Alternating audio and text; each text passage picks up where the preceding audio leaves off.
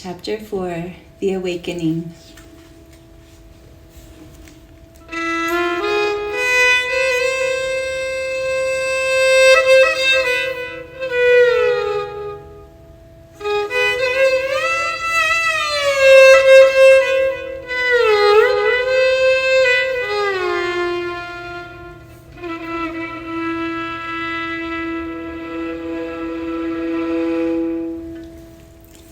King Kesari, the chief of all primates, and the great queen Anjana, a celestial nymph born on earth due to a curse, sat in searing tapasya to have a child. Sun tanned their bodies, snow froze them, mighty winds tried to move them. Wild animals posed every threat, but for years they didn't give up and stood still, meditating on the radiant form of Shiva. Pleased by their devotion and penance, Shiva appeared before them and granted a boon. A great son will be born to you, Shiva said in benediction. He will be wiser than Brihaspati, stronger than Vayu, and more radiant than sun. He won't either drown in water or burn in fire. No weapon of this loka or any other will be able to kill him. 8 cities will serve him like handmaids. Kesari and his queen stood spellbound. It all seemed too dreamlike, Shiva in his full glory granting a rare boon. What's more, O noble king, Shiva spoke, he'll be immortal. Namo Parvati Pataye, they shouted in ecstasy. Har Har Mahadev. They fell at his feet, and Shiva raised his hand in blessing and disappeared. The awesome Anjaneya was born. Endowed with boundless power and dexterity, he was wise beyond his years. He would hop from one tree to another, covering several miles in one jump. Playing games with other children, he would scare them by growing large like a mountain, and then hiding by becoming smaller than an ant. One time, he nearly ate the sun, thinking it was an orange. Devas had to intervene.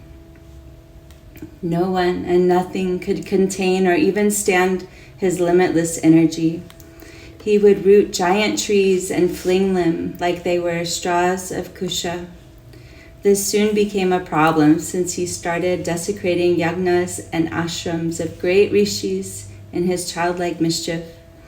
When all else failed, they cursed Hanumana that he would forget all his powers. He would only regain them when someone would remind him of his cities. Subsequently, Hanumana began to live like an ordinary Varana, clever, wise, and spirited, yet ordinary. Everyone heaved a sigh of relief. Many years passed. Rama was born, married to the quiet Sita, exiled for 14 years. Sita was abducted by Ravana and Hanumana, met Rama and Lakshmana. One look at Rama and Hanumana became his eternal devotee. The great bear, Jambavan, older than earth, saw with his far-sighted vision that Sita was sitting dejectedly on a small island in Ashoka Vatika, a beautiful garland in Ravana's magnificent palace. An ocean separated the island. No boat could go so far. All were in a fix, and Hanumana was given the task to deliver Rama's ring to Sita and to convey that Purushottama Rama, greatest among all men, would come and free her. I'm a simple Varana, Hanumana said to Jambavan and others in Rama's army. How can I ever reach the island? I don't even know how to swim properly. Everyone was looking at the vast ocean and clearly realized Hanumana's plight. But you can jump, Jambavan murmured. Jump? Hanumana explained. Who can jump across an ocean? It's not a rivulet, but an ocean, Jambavan. Only you can, Jambavan spoke with conviction. Have you forgotten who you are, Hanumana? Hanumana looked at him, confused. Some faint images of his childhood began flashing in front of his eyes. although too distant and too faint to make any sense of. You were born from Shiva's boon, Hanumana. Jambavan spoke in a loud declaration, relieving him of the Rishi's curse. By reminding Hanumana of his powers, Jambavan continued, you are not just any Varana. Water can't drown you. Vanara. Water can't drown you. Fire can't burn you. Anjaneya, wake up to the powers you are born with. You can be as giant as the Himalayas or as small as a grain of rye. You can be heavier than the earth or lighter than a feather. You can fly faster than the wind itself. You can hop across the oceans, O Hanumana. A strange sensation took over Hanumana, and images of his childhood began to become more vivid. He saw how effortlessly he had flown to the sun to eat it, or how he had rooted huge old trees effortlessly. He remembered how he would cover tens of miles in one jump. Jai Shri Ram, Hanumana's loud cry nearly brought an earthquake, and trees fell. His body began to enormous proportions. Other Varanas reached down to his waist Vanaras reached down to his waist and then knees to eventually look even smaller than his big toe. Hanumana didn't stop, though he continued becoming bigger and bigger. Soon when he looked down, the colossal army of Vanaras appeared like a spray of brown dust, and Jambavan looked like a tiny mole, smaller than a black dot. Jai Bajrang Bali, Jai Bajrang Bali, they shouted with all their might. Jai Shri Ram, Hanumana thundered louder than the collision of planets, and in one massive jump crossed the entire ocean. We are all Hanumana, beings of immense power and capabilities. It is not just an aphorism. Our scientific progress validates this. Like Hanumana, our talents are lying latent within us. Our potential is waiting to be realized. We are born of a boon and we have forgotten about it. And as a result of that, we have taken ordinary ways of life as our destiny.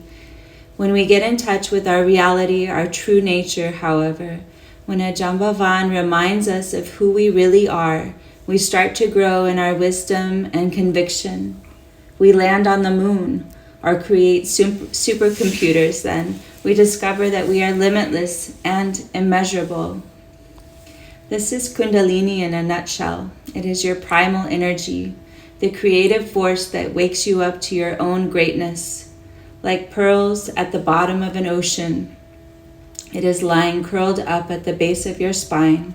Kundalini is your polar opposite within you. When it awakens, you realize how immensely powerful you already are.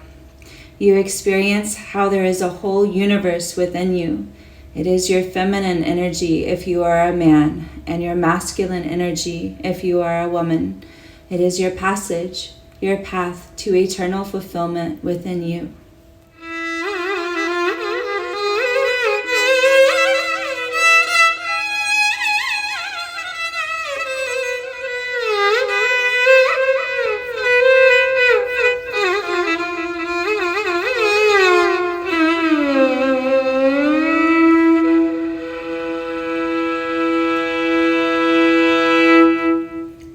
Recognizing the supreme energy within us. Kundalini is dormant within us because we are made aware of our shortcomings from the moment we are born. We are always compared with someone else out there, and we are given examples to become like others. No one tells us that we are good enough. There's always something, some trait they want us to develop. This conditioning creates a permanent sense of inadequacy in us. To overcome this, we begin our search outside. We start looking for other people who can approve of us, who can endorse us, who can give us a pat on the back. In doing so, we become increasingly distant from our own powers that we were born with. Why is it that a man feels complete, however briefly, after sexual union with a woman, or vice versa? In that letting go, in being yourself, in that union, a sense of security, love, and ease arises on its own. In everything that we do, we are relentlessly, even if subconsciously, working towards feeling complete. We drink water when we are thirsty. We eat food when we are hungry. In whatever way, in whatever we feel we lack, nature propels us to take action so we may feel fulfilled. Some of us go after status, power, fame, wealth, and so on to feel that completeness. People continue to go through one broken relationship after another to feel fulfilled. Why is that so? Because this is how we are made. We feel that we must have someone or something to feel whole. Our true nature is complete, pure, it is bliss. However, our conditioning and demands of this world repeatedly make us feel incomplete, as we need as if we need something or someone else to be happy in our lives. Like things neither attract nor complete each other, though only opposites complete each other. Like things neither attract nor complete each other, though only opposites complete each other. North doesn't attract north, it attracts south. In this race and struggle to feel complete, we keep attracting the opposite of what we need, of what will actually fulfill us. In doing so, we attract wrong partners, wrong jobs, wrong bosses, and so forth. Awakening of the Kundalini is putting an end to attracting the wrong things in our lives. It begins by feeling and experiencing the completeness and fulfillment within us.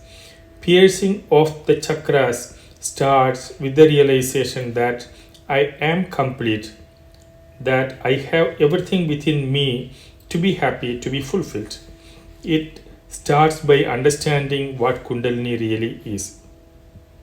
Talent is an anagram for latent, though our talents are latent in us. So, to realize them, we have to bring them to the fore. Similarly, Kundalini, the primal energy, is latent in everyone. The path of awakening the Kundalini is to turn inwards and pay attention to our world of emotions, thoughts, and talents hidden inside us. It is a deep dive in the ocean of one's existence, so one may bring the pearls of character and brilliance to the surface. All said and done, Kundalini is not a physical reality. Any association of the Kundalini with the physical body is ignorant at the best and absurd at the worst. At the rise of the Kundalini, there is no snake crawling up your spinal cord. The chakras are not physically there on your body. At the most, they are psychoneurotic plexuses. They are strategically placed wherever there is a concentration of nerves. This does not make the Kundalini a mythical concept, though. It is your reality. It may not be physical, but it is perceptible. The soul cannot be proved, even consciousness for that matter has no physical existence. Yet without consciousness, we cannot even do the most basic of chores. Similarly, the awakening of the Kundalini or piercing of the chakras is as real as the sun, moon, and the stars. The sensations you feel during Kundalini meditation or the experiences you go through while meditating on the chakras are not unreal or false. They are real, but they are subjective. They only hold meaning for you and not for everyone else. Therefore, absolutizing experiences leads to confusion and conceptualization. You then start aiming for that experience, thinking, oh, I must also feel some sensation at the base of my spine to know if I am meditating correctly.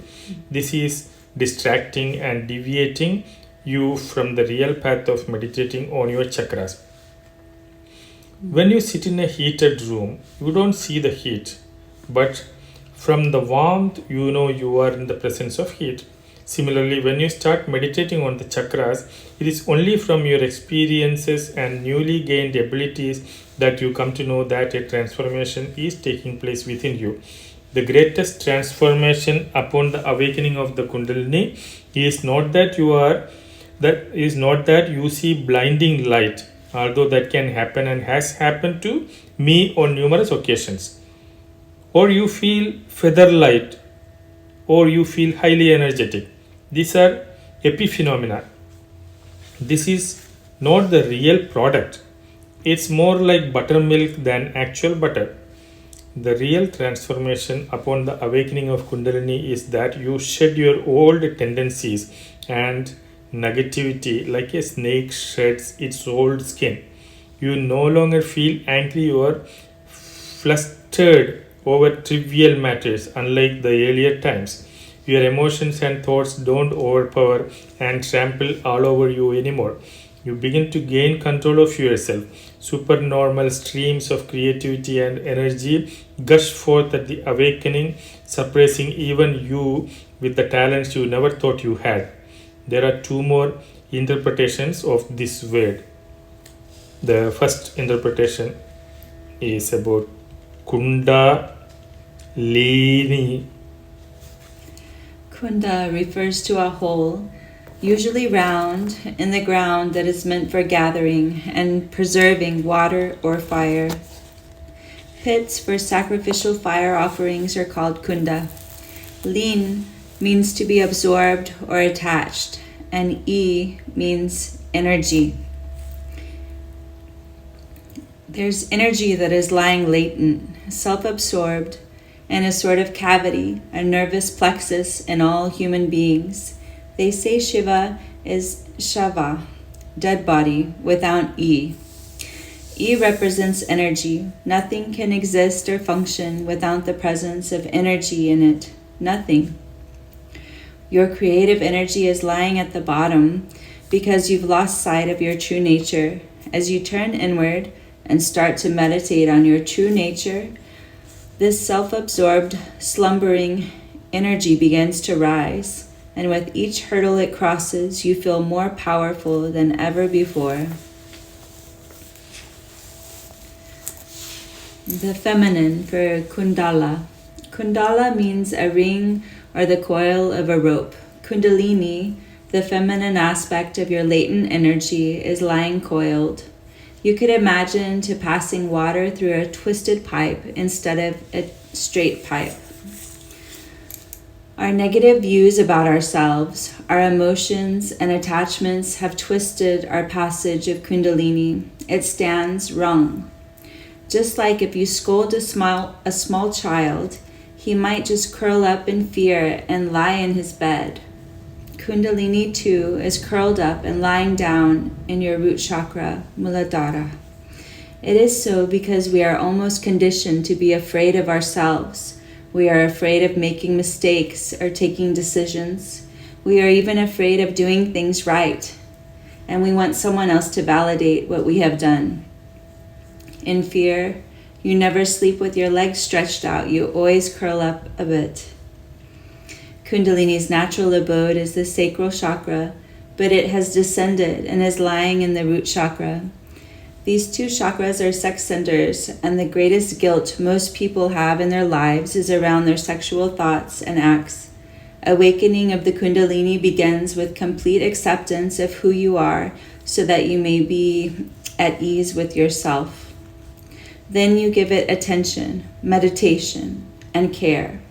And you bring it out of its curled up position to a state of complete acceptance and fearlessness.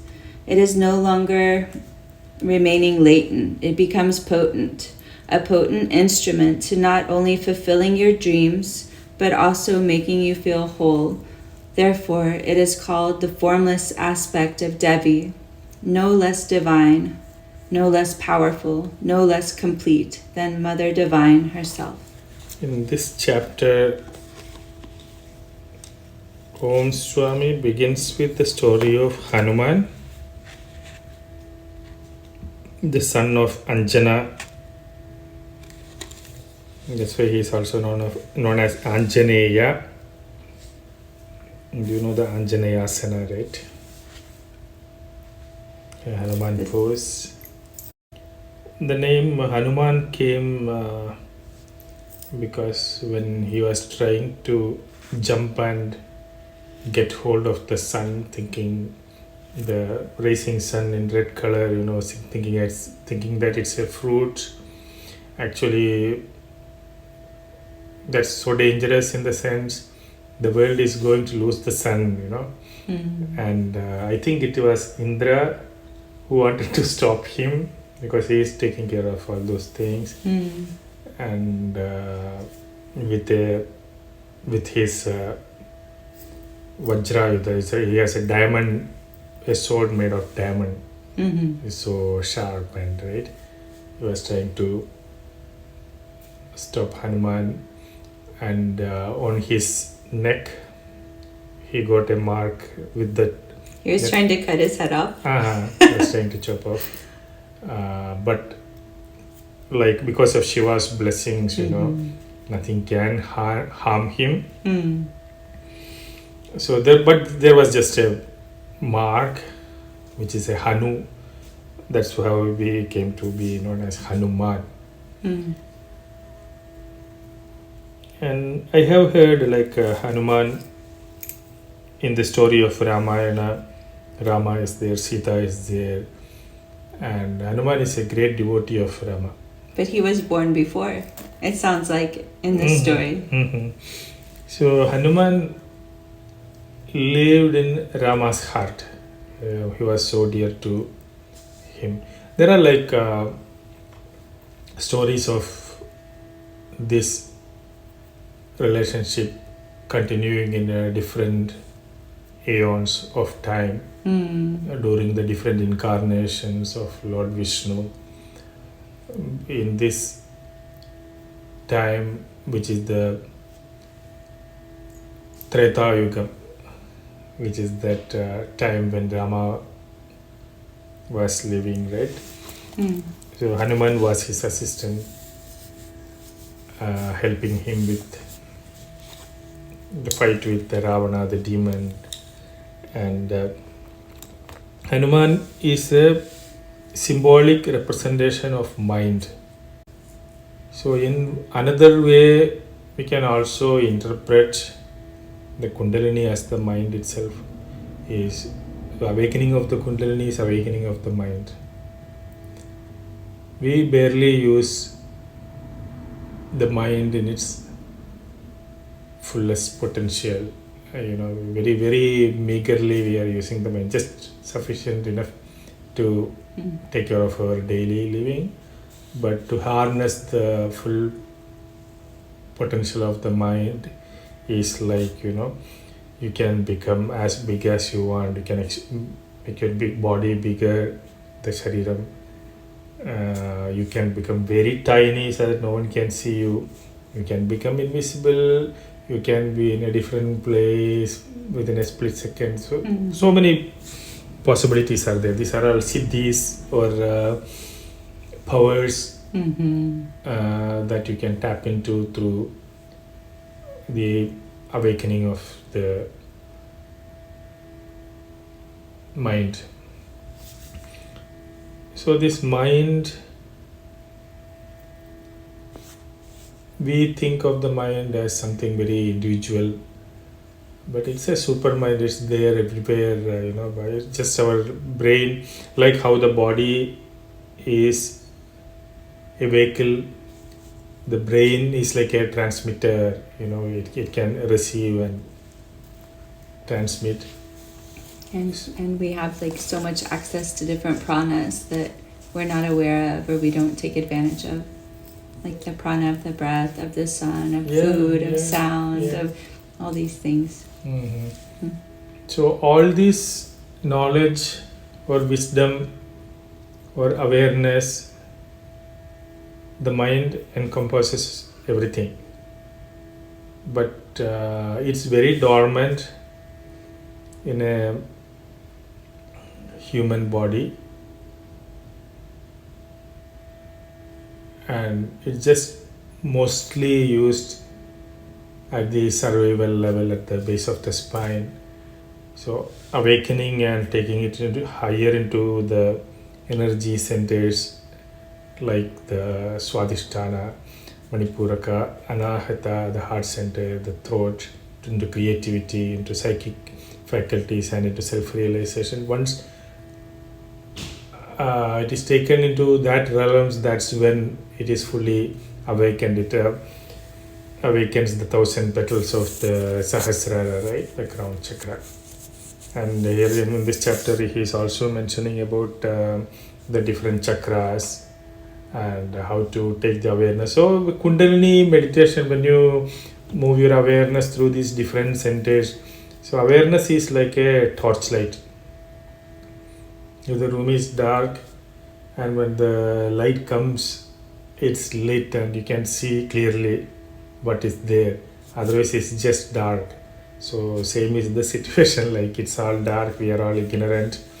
Once the awareness, the light of awareness falls into these realms within ourselves, when we turn within and when we start to observe, it reveals within oneself and it opens up certain experiences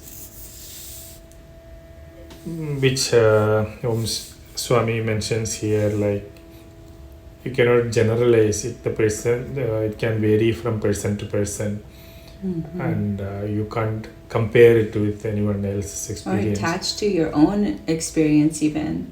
When you Right. were reading that part, it made me remember certain teachings about don't grasp onto your own meditational experiences or try to recreate them. Right. Because this is just a certain moment that the flashlight is turned on in this certain way, but then for it to be fresh and keep your awareness fresh and your experience in the moment, it's going to be different. Yeah. Yeah. And the experience, it's not the experience that matters, it is the transformation that happens because of that experience that matters. So that is the self-actualization.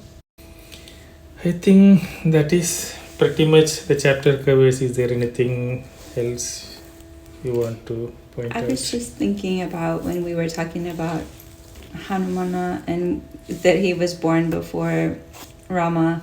I was just thinking this was a good example of like time and space, how it doesn't matter elder or younger, like it's the energy and that kind of incarnation or that relationship isn't determined by age or rank. It's kind of this innate power of wisdom and awakening, and it's not dependent on like societal levels or Right, yeah. And I thought that was interesting. And the time is of the mind, and it's more of the human mind. Well, we end on the Divine Mother, so let's go back to her for a moment. Okay, I like that mention in a man's body, Kundalini is the feminine aspect. In a woman's body, Kundalini is the masculine aspect. So it's basically completing yourself within oneself, right? That's why generally we seek it outside in different sources, like in another person, or maybe power or politics or money. We are trying to fulfill ourselves through all those things and never able to find that fulfillment in any of those. Once you turn within and actualize within oneself that completeness, that's when the awakening happens. In this formless aspect of Devi, no less divine, no less powerful, no less complete than Mother Divine herself. Just this kind of immense energetic aspect that it seems like what he's describing is not feminine or masculine, like you're saying. It's just this kind of innate power. He also mentioned about like the Shiva is Shava. Shava is like a corpse. The dead body. Yeah. Mm-hmm. So Shiva cannot even move an inch without the Shakti, without the energy. So that energy is known as Devi. Mm-hmm. Of course, So, that animates. So it's the human mind which interprets it as like a man and masculine and feminine, but otherwise it's like the positive and negative, but as a whole, it's beyond gender. And beyond positive and negative, like he's talking about shining the light on all parts of ourselves, the parts that feel guilt or shame, like this has to be brought into our whole awareness, like to access that full energy.